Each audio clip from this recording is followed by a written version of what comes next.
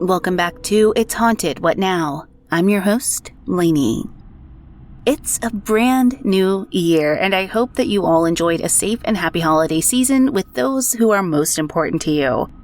People everywhere are talking about how we need to walk quietly and carefully into 2022, just in case. And that was definitely the case for me, dealing with the death of a pet and COVID. So for me, there is just no better way to sneak in somewhere than with a quietly whispered ghost story told in the midwinter dark. I've been collecting stories for you that I think are really going to start your new year off on the best, that is to say, creepiest note. So, ready to get spooked?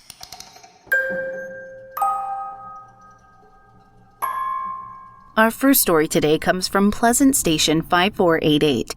They bring us a story about a strange encounter they had on holiday and a strange creature that may be lurking in the underbrush.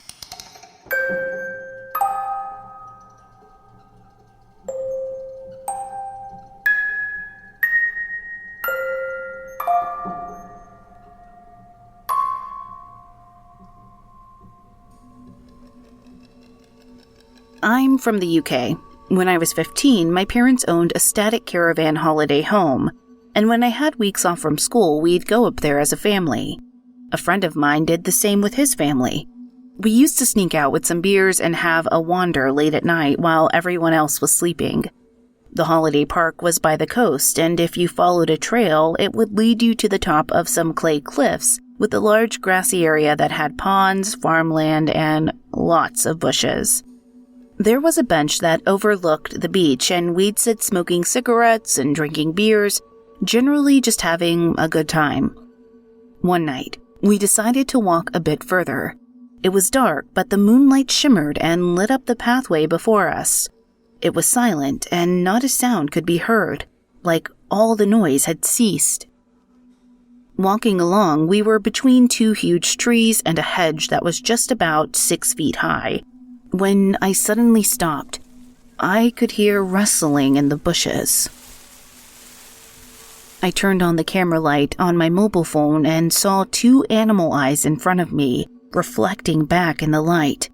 I told my friend that I thought it was a fox, so I moved a bit closer, ducking under a branch and squatting low to get a closer look. As I aimed my light into the hedge, I saw what appeared to be a large, smooth, oval-shaped white rock. Slowly, it turned, and what I saw has haunted me for nearly 20 years. What I thought had been a rock was a large, bald head. It looked like somebody was laying on their back, and I was seeing their side profile. The head turned to face me, and all I could make out was its inhuman black eyes and the most hideous, hateful expression on its face. It was humanoid, but it wasn't human. I didn't notice its body. I was too focused on its horrible face, paralyzed like a rabbit in headlights. I've never known fear like that in my life. I went white as a sheet, incapable of moving as I broke out in goosebumps. Eventually, my fight or flight response kicked in, and I was finally able to move. I turned and ran, smashing my head on the branch I'd just been ducking beneath. I cursed loudly, then ran towards my friend. I expect he saw my expression of terror, and he ran away with me. Back near the caravan park, when we were finally far away enough to feel safe, I tried to explain what had happened. It took a while for me to want to talk about that face. The whole experience had lasted maybe 3 seconds. But I'm getting goosebumps now just retelling the story. I believe there are some things lurking in the dark that we really do not want to see. Unfortunately, I saw one, and I wasn't even looking for it. I thought it was just a fox.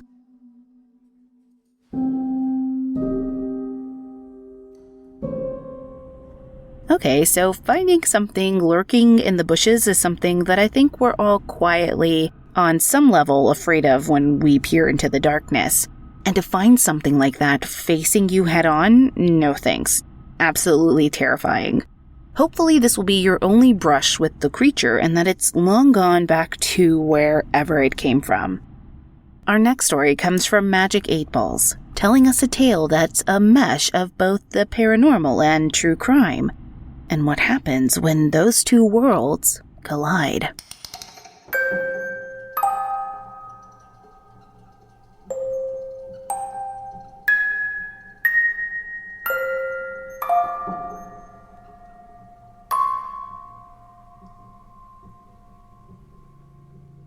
If you're unfamiliar with the story of Ed Gein, let me sum it up for you. He was a small-town handyman who confessed to murdering 2 women, in addition to stealing numerous bodies from their graves. One of the women he murdered was the owner of the local hardware store, where he shot and killed her. That building still stands today. My story happened more than 20 years ago. I lived in that same town that Ed Gein had, and it was just before Thanksgiving. I had already started decorating my place for Christmas, and I needed to replace some of the lights. I decided to take a quick trip to the hardware store to stock up. I knew the building was rumored to be haunted by the murdered woman, but I'd never put much stock in it. I was in the back area of the store where they keep the Christmas decorations and was about to grab the lights when I heard someone nearby saying something about antifreeze. I turned my head to look and saw a woman walking by with a massive gunshot wound in her head. Just as soon as I saw her, she disappeared. I stood there in shock for a good minute, staring at where the woman had disappeared. When I finally made my way to the front of the store to pay for the lights, the guy behind the counter took one look at my face and simply said, "You saw her, didn't you?"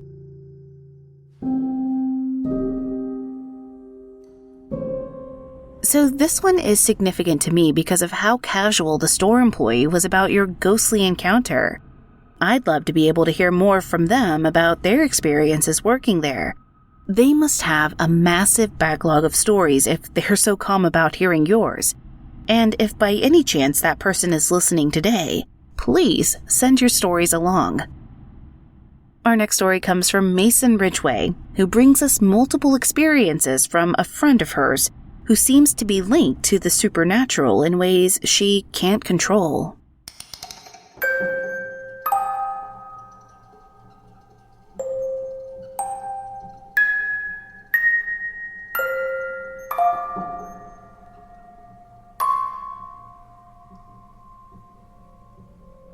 I've been working with a girl that has quickly become a friend. She's opened up about some of the crazy stuff she's experienced, and I've been there to witness a few of them. After hearing her stories, I'm insanely curious about what it all means. I'll relay some of her stories the best that I can remember.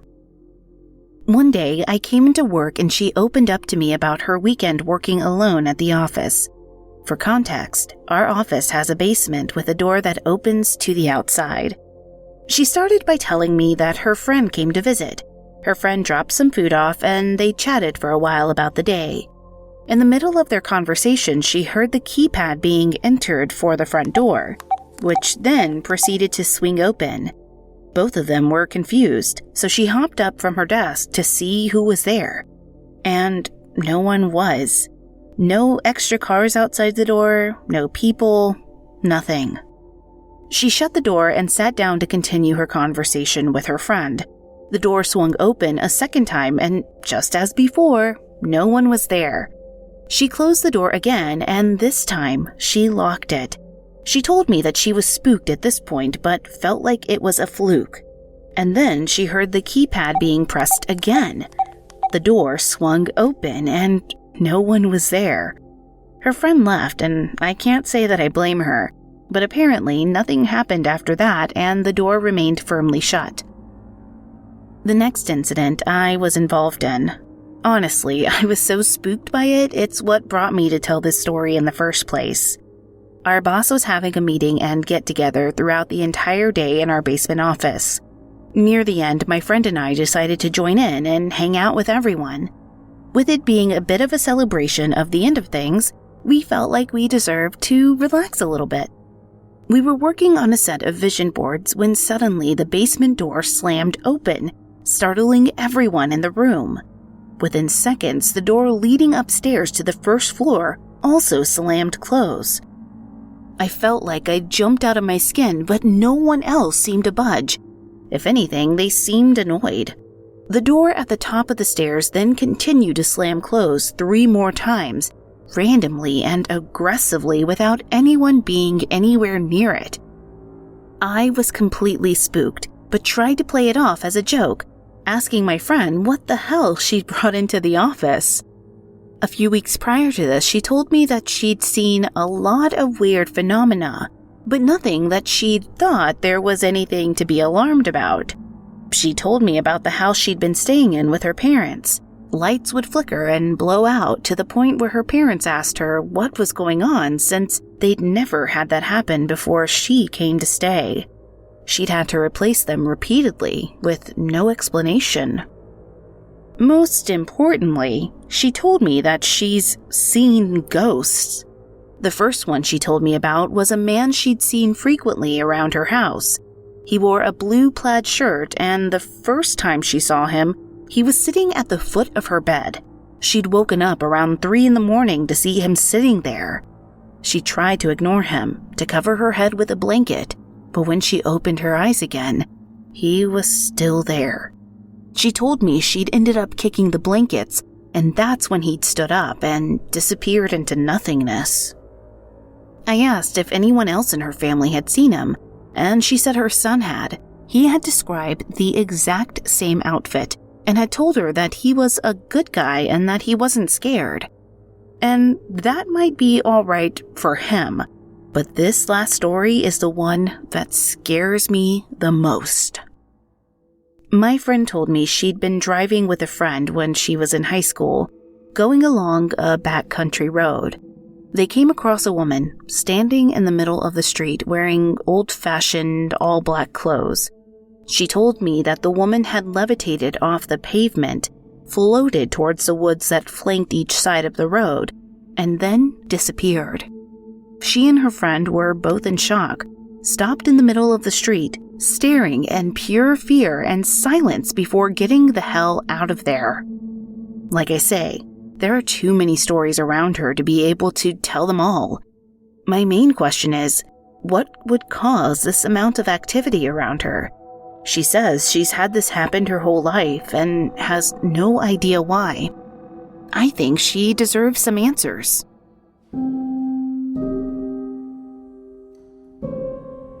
So it definitely sounds like your friend has some sort of link to the paranormal that most of the rest of us don't share. I kind of want to say she's haunted or she's, in tune with the other side some way. It's definitely strange that she's experienced so many incidents in her life, and especially for them to be so seemingly unrelated, except for the fact that they're all happening to her or around her. Definitely something to look into if she can, and maybe she can go to at least in Dallas, we have psychic fairs, and so maybe she can find one local to her area and go and talk to any mediums that are out there who would be able to help her determine if she has that gift and how to manage it. So our next story comes from Guerorbladecruz, who tells us of their haunted high school, and more specifically, the darkened theater inside of it.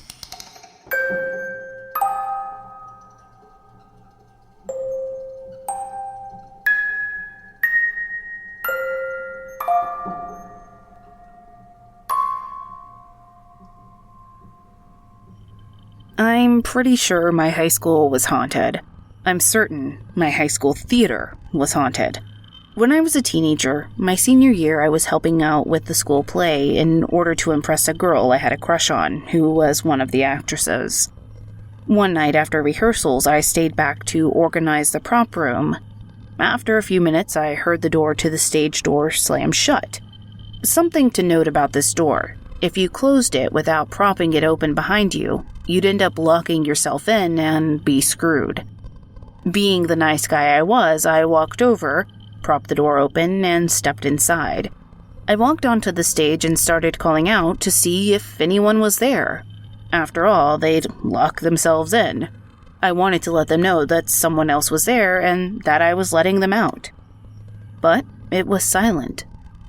Silent, of course, except for the boom, boom, boom of thudding footsteps thundering across the stage. I couldn't just hear them, I felt them, thudding through my shoes and shaking me. I thought nothing of it and just kept calling out, asking who was around. Still, no reply. I then started to hear what sounded like someone running up and down the aisles. Not long after, the spotlights started making soft popping noises, like someone was playing with them. At that point, I figured my friend Amy, also a theater kid, was messing with me. I texted her, asking if she was trying to scare me. She replied right away and even FaceTimed me to prove that she was at home sitting in her bedroom. I apologized, said I'd speak to her later, and hung up. After what felt like an eternity, the sounds of the spotlights stopped. The running on the aisles stopped. But the thudding on the stage didn't. They felt closer and closer until it felt like they stopped right behind me. I felt a breeze on my neck and found myself thinking, it has to be the wind.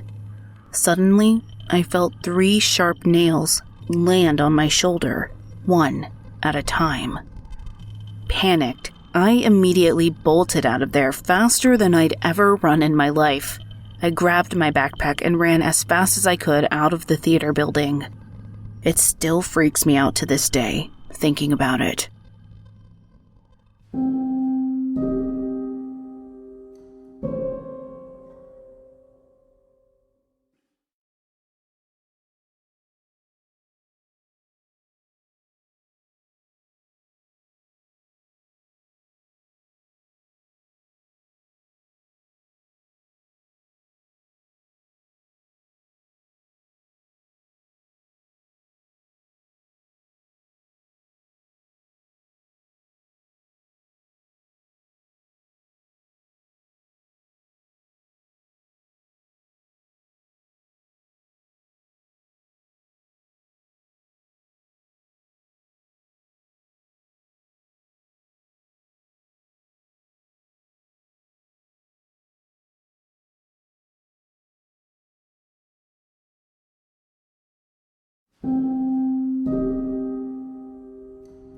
Okay, so having someone breathing down your neck is a feeling that I think a lot of high schoolers can relate to. And that's just the pressure, not even counting the ghost. It's a goosebumps moment to think of you calling your friend to see her sitting at home, even as spooky things are happening around you. Sounds like it should be in a movie. Our next story comes to us from iBrazil6338, bringing us a short little tale about their cat and a face in the night.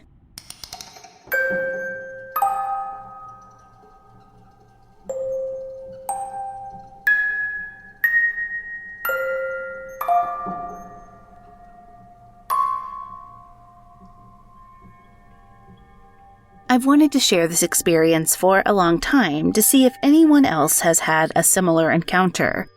The house I grew up in always had an eerie feeling. I don't claim to be sensitive by any means, but I can definitely pick up on obvious energies. This house has had negative vibes for sure. One night I was fast asleep, laying on my left side, when I randomly awoke. I quickly noticed the feeling of little cat paws on my right hip, so I looked up. Our cat had her front paws on my hip and was intensely staring at something behind my back, so I turned over to look.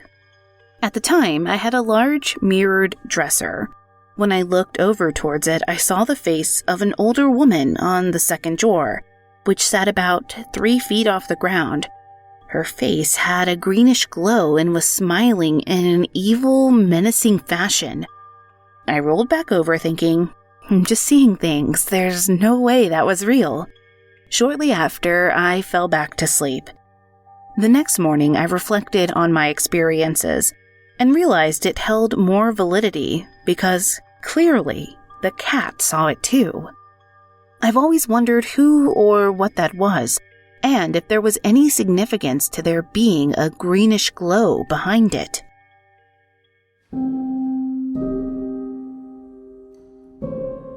Okay, so here's the thing. Animals are absolutely known to be sensitive, so it feels like discounting this one would almost be like discrediting your cat, which I definitely won't do. A greenish glow is interesting, and I wonder if any particularly keen listeners can remember any other stories we've told with similar features. If you can, be sure to shoot us an email to tell us what you think the similarities are. Our next story comes from the head writer and head researcher at True Crime Fan Club, my other podcast, my great friend Suzy St. who tells us a story of a Ouija board experience that possibly opened a door to something else.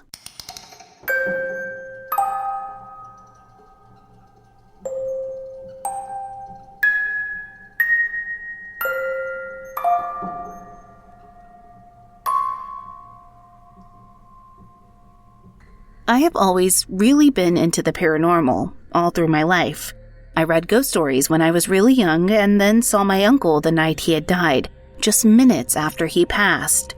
I've seen my cat as a ghost and have felt things in buildings, such as in the little red one-room schoolhouse close to my grandmother's house. One night when I was in high school, some friends and I decided to have a seance. I can't even remember who we tried to summon, but at one point in a draft-free room, all the candles were extinguished, one by one, then relit themselves the same way, one by one. We still wonder about that to this day. Flash forward to when I was in my early 20s and a young mom. I was using a Ouija board with a friend of mine. The board actually belonged to my friend, but she would let me keep it for several days at a time. One night, when I was using the board with some other friends of mine, we asked the board, "Who's there?" It immediately spelled out, "Satan." Yeah, sure. Probably one of my friends had done that, I was sure of it. Except as we went on, my voice got deeper and came out in what was almost a growl. We put the board away that night because it was definitely creepy. A few days later, my friend called me to get the board back. I was at work, and as I spoke to her, the voice returned. "She's keeping me," the voice said, using my vocal cords to speak. I definitely took the board back to her after that. It was too scary for me. Around this same time, I was visiting a local cemetery because it was peaceful and small. I was drawn to the same headstones over and over of 5 small children who had all died on the same day, years and years before. I decided to visit the library to look them up. I searched through multiple newspapers on microfilm and finally found out what happened. On Christmas Eve, the year they died, their house had exploded and all 5 children perished. After I read this, I visited the graves again with a friend, and we ended up talking a little to these kids, letting them know we were sorry that had happened to them. As we did so, we touched a fallen tree trunk beside their graves. There was no damage to the limbs, no indication that it had been in contact with any sort of fire. But my friend and I both burned our hands. I stopped going to that cemetery after that.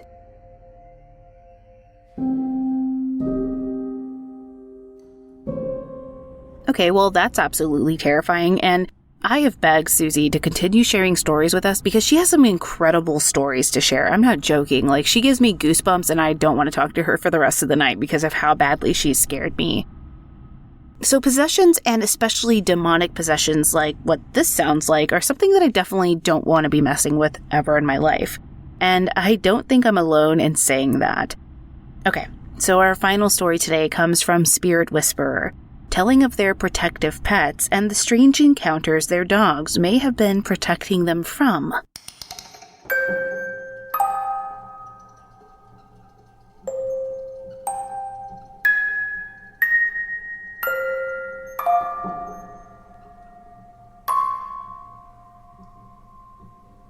I've got a dog. He's about medium-sized. He originally belonged to my middle son, who lives next door to us. When my health got bad, the dog, Petey, decided he wanted to live with me. He's like a service dog to me and will howl when he feels I'm about to have a medical crisis that causes me to fall. Once, when I was unable to get out of the bathtub by myself, he broke out of the house to go next door to alert my sons that something was wrong. Petey will go to any lengths to protect me. A few nights ago, I was sitting on the couch with my wife, and Petey had gotten up to get a drink of water. When he came back, instead of jumping up to sit on the couch with us, he just sat down, staring insistently at me. I asked him what was wrong. Suddenly, without turning his head away from me, Petey cut his eyes to the right and up towards the ceiling. He did this more than once, and my wife and I both turned and looked towards the ceiling. But she didn't see it. I did. There was a shadow person in the attic, sticking their head down through the ceiling and watching us. I'm glad my wife didn't see it.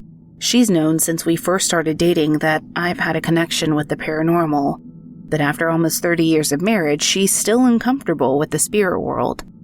Strangely, I saw a face attached to the shadow person.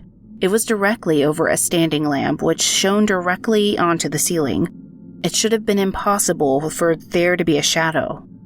About 3 days later, my other dog leapt up and ran to look out the window, barking and growling. This wasn't a normal growl for her. She was actually trying to paw through the window. I jumped up to see what she was so upset over, and there, in full daylight, was a shadow person walking across my driveway. As I looked out the door, it turned its head to look at me, and I saw that same face, the one that I'd seen staring down from the ceiling. It seemed that once it knew I'd seen it, it disappeared. I wonder if it's doing this on purpose to get my attention or trying to scare me. Well, it's certainly gotten my attention, and I certainly am not scared. I have a healthy respect for it, but I've never been afraid of it. What you need to remember is that my dogs are not afraid of spirits either. They've basically lived their entire lives around spirits. They decide if the spirits they encounter are friendly or not, and if not, they back up, block the path, and force the spirit to go back to where it came from. They've never shown fear or agitation in the face of the paranormal. They've never growled at a spirit like this.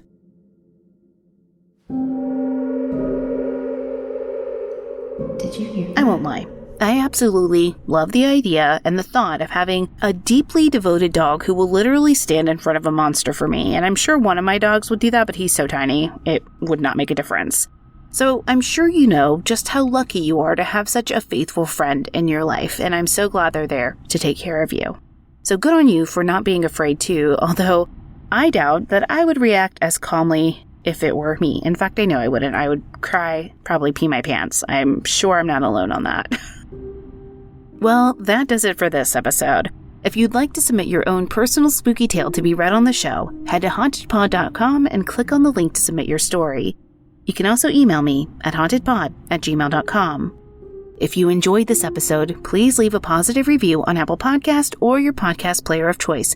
It really does help us out. You can find us on Twitter at podcast_haunted, Instagram at It's Haunted What Now, or at hauntedpod.com. Production assistance provided by Olivia Holmes, writing assistance by Meg Williams. The official composer for the show is Nico at We Talk of Dreams.